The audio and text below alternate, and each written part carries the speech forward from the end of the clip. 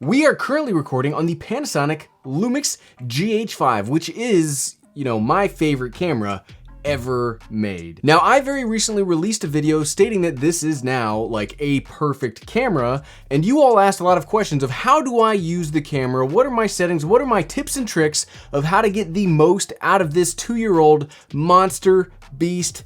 I love it. I love it. How do I get the most out of this camera? Let's find out. What's up, everyone? I'm the Everyday Dad, and if I can figure it out, you can figure it out. So I love talking about the Lumix GH5. It's my favorite camera ever made. It's got amazing video quality. It's got great usability. It's got features that cameras today can't even touch, even though there are cameras released that are the best in their year group. I'm just saying. So yeah, today we're gonna cover, I've got 1, 2, 3, 4, 5. I've got 12-ish things that we're gonna talk about if you have a GH5, how can you do what I do? But I guess, this is making the video take a little longer. I'm not trying to pad it out, but the worst part about making videos about the GH5 is when I have to hold the GH5 and I can't use it. I'm so dependent on it that when I can't use it, I'm lost. I am lost. So let's switch it out. All right, whatever. I'm sad now. Let's switch it out. Okay, now, very depressing, but here is the GH5. So what I want to cover today, and excuse the, I kind of have sold some of my cameras, so I don't have like a full setup. So this angle over here is my iPhone 11. We will survive together, I promise. So first up, I want to talk about the biggest thing that people complain about, and I complain about too, so it's not like I am any better. But they complain about the autofocus of the Panasonic camera. So I'm going to show you today, how do I get around the Panasonic autofocus? Because it's not great. So you just don't use it. So the first way I get around autofocus on the GH5 is I just don't use it. Like, if you have something that's not working, just don't use it, right? But one of the best things about Panasonic cameras is just because because you have it in manual focus, and I do put it into manual focus. Can you see that? I put it into manual focus on the body itself. That doesn't mean you have to do everything by rotating lens. I never rotate the lens. That is so uncivilized. So what I do is I just use the screen. So you can tap on the screen, and wherever you let go, that is where it will focus. So imagine you're in front of the camera and you're trying to focus on yourself. You just turn it around, you tap on your face, and it goes in focus, and it works really well. Tap into focus is the best way. But let's say you can't touch the camera, right? You can't always have the camera right where you want to be.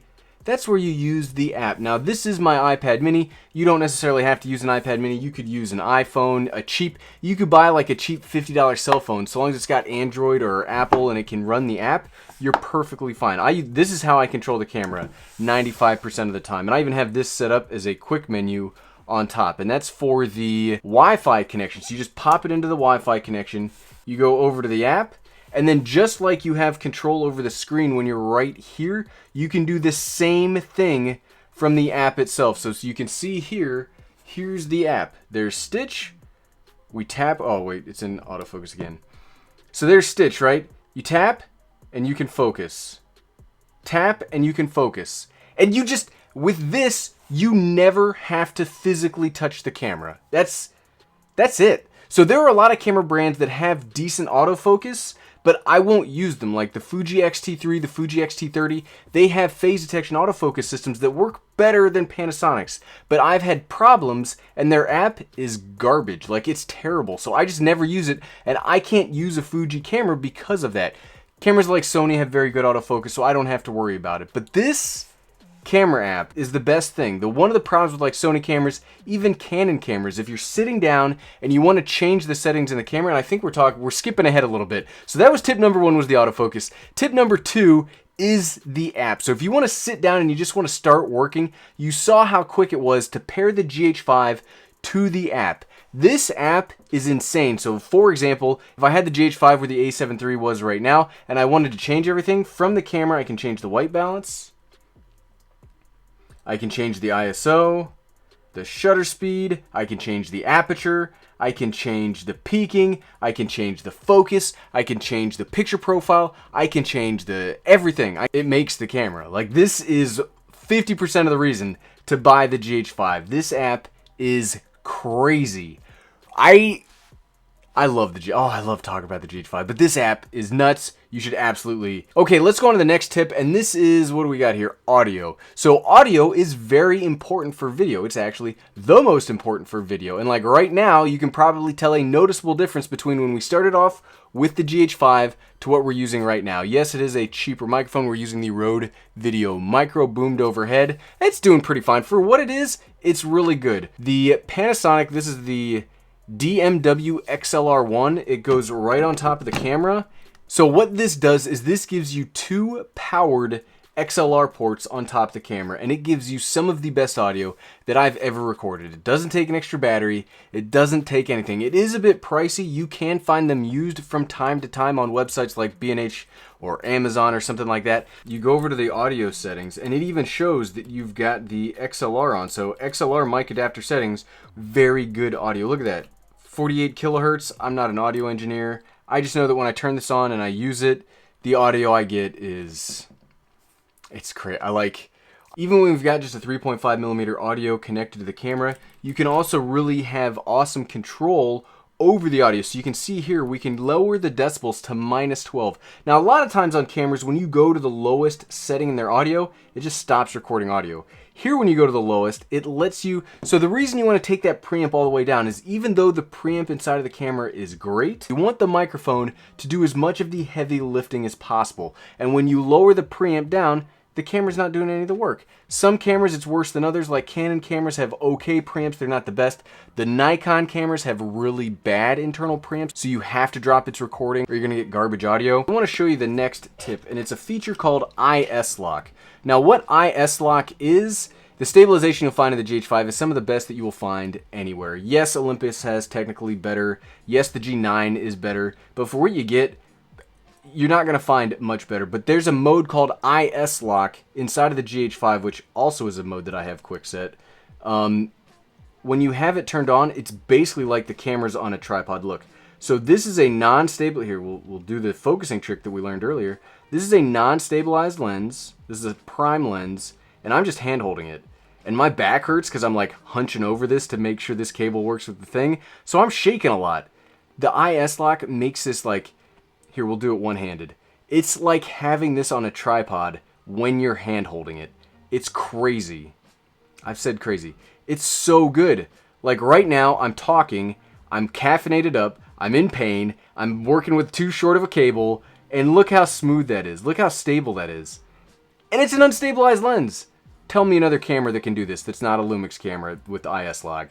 This is another feature that's just so good. And you can go back to just regular stabilization. That's what we've got right now. And then IS Lock. Stabilization. IS Lock. And that's another thing. This is a tip that I wasn't planning on talking about, but as we're going through this, I kind of thought about it. It's the customization. So you can change, there's function 1, function 2, 3, 4, 5. I think there's the 6th one on front.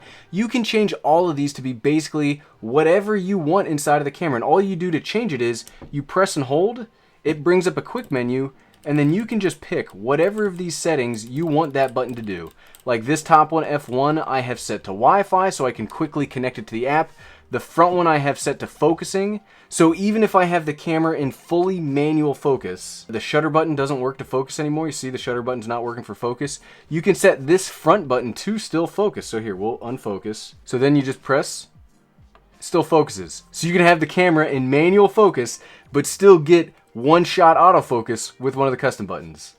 I just learned that recently. Very proud of that. But yeah, the customization is crazy. You can set the camera up to work however you want.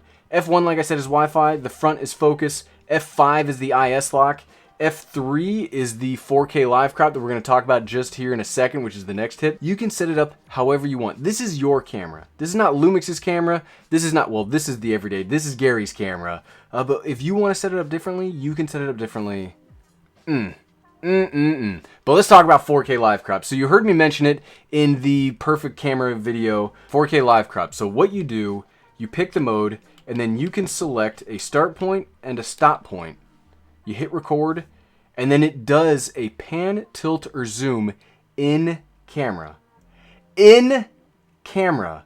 Now, a lot of people are like, well, why don't you just take a still? Why don't you just record and then do a Ken Burns in your editing software? Sure, you could absolutely do that. That's a pain in the butt. Do you know what's better? Being able to get exactly what you want in camera. I can pick, like you can make the box bigger, you can make the box smaller, you can reframe it. You can get so many versatile shots without having to move the camera. If you are any kind of like a tech YouTuber, you talk about products of any kind, you need to have this. Like, I don't know what else to tell you. I don't know how you exist without having 4K live crop. I used to have a slider. I used to have all that junk that you set up to get like a pan or a tilt. This is what I use now.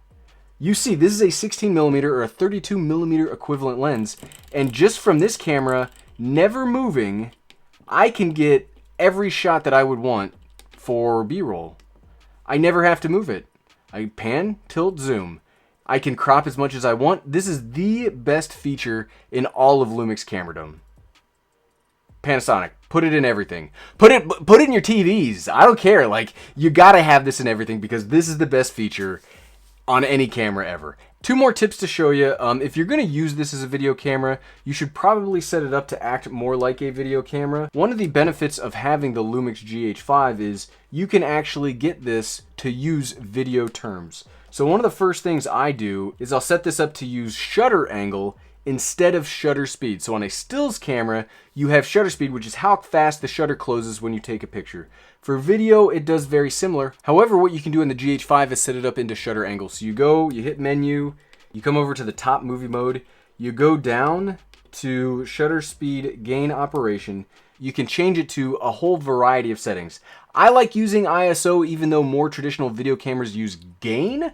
So I keep it in ISO and I use angle. So instead of shutter speed, you can see I've got 180-degree shutter speed, which is what you want. That is the 180-degree rule, which is, you want your shutter speed to be twice your frame rate. Well, here, you just pop it in 180 degrees. That's all you got to do. You change your frame rate, it will automatically conform to what it should look like. So I now don't have to worry about it. I can close the aperture, I can close the ISO, I can do everything. I can change everything, and the motion blur will look natural because we're in shutter angle. Definitely switch it to shutter angle.